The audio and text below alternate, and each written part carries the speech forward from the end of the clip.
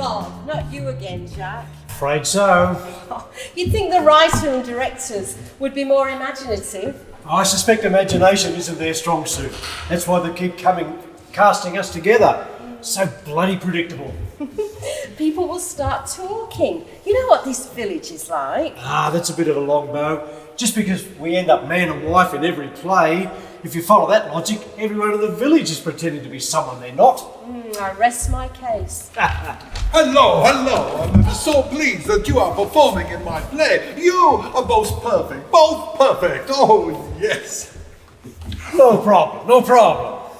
I'm Giorgio. I'm new to the village and I own the local cafe. I'm hoping for a better success as a barista than a wannabe playwright. This is my first play.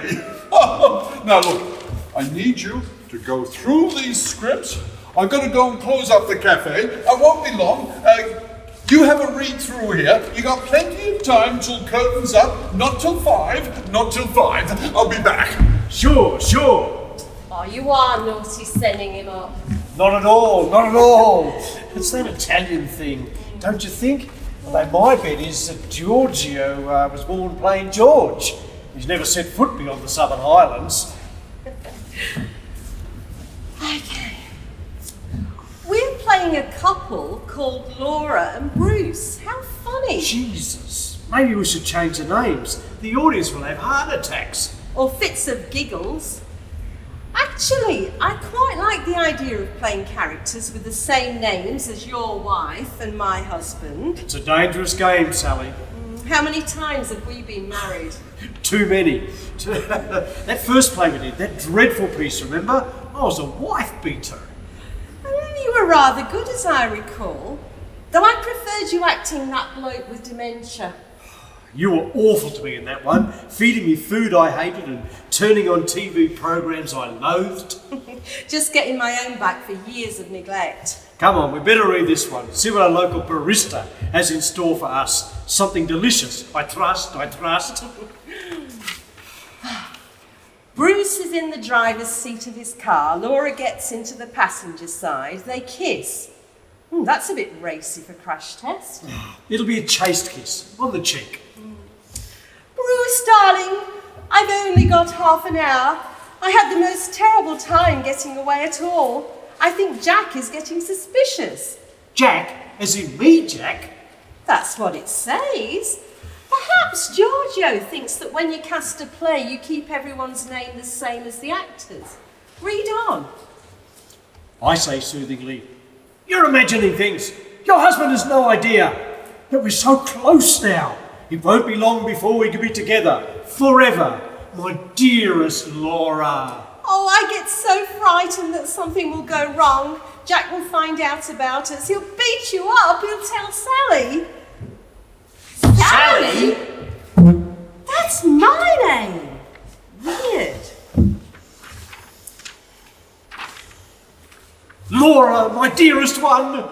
Oh, God, this sounds like something out of a Victorian bodice ripper. Only 3 more days and we'll be on that plane, winging our way to our own slice of paradise.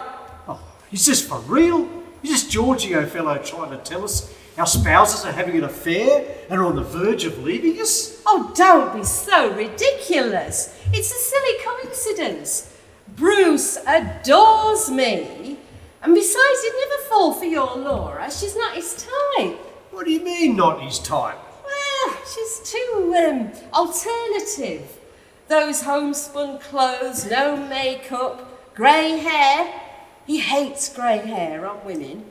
And she's vegetarian. She's a very attractive woman. Yes, well, maybe, but not to Bruce. Mark my words. They might have met at Giorgio's cafe for coffee. He might have overheard them planning to run away together. Perhaps this is his way of warning us. And you know, it's only recently that she's gone vegetarian and au naturel. It could be a clever game to put us off the scent. Talking of games, Bruce has been spending rather more time at the golf club lately. And Laura's. and Laura started yoga 3 times a week and joined the community garden club. Meetings all the time. Well.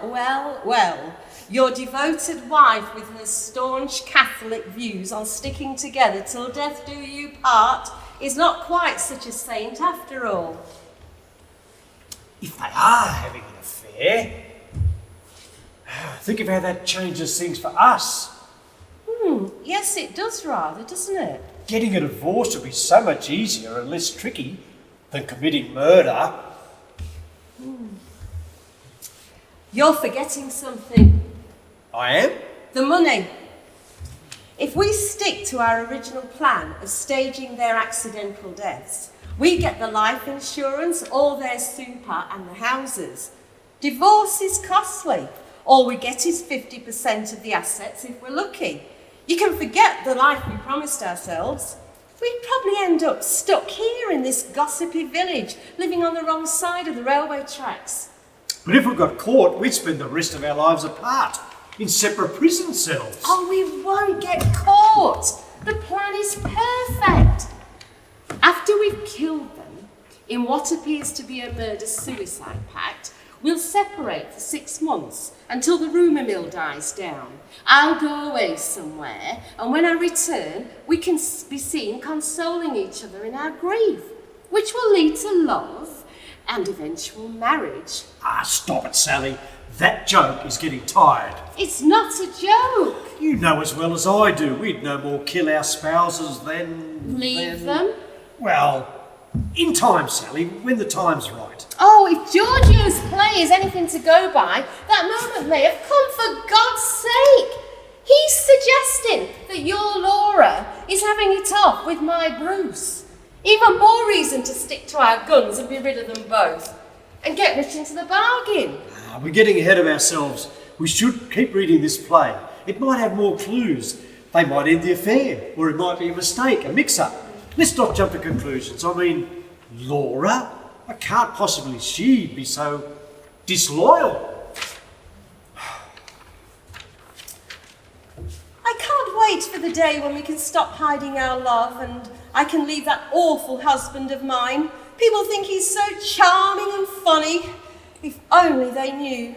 Some days I want to stand on the station platform and proclaim my love for you, for the entire village to hear. It's horribly close to home. It is, isn't it, isn't it? I've recorded everything. Whatever for, it's not a radio play. I've got it all here, in your own words. The affair you're having, and your plan to murder your spouses. What on earth do you mean? We were play acting. Are you sure? I've got photographs too. Hand in hand on the oval, snogging in the car by the river. Oh, a little bit blurry, but I'm sure Bruce and Laura would be able to identify you and satisfy the police of your guilt. This is entrapment. You wrote the play. Oh, did I? I made a mistake.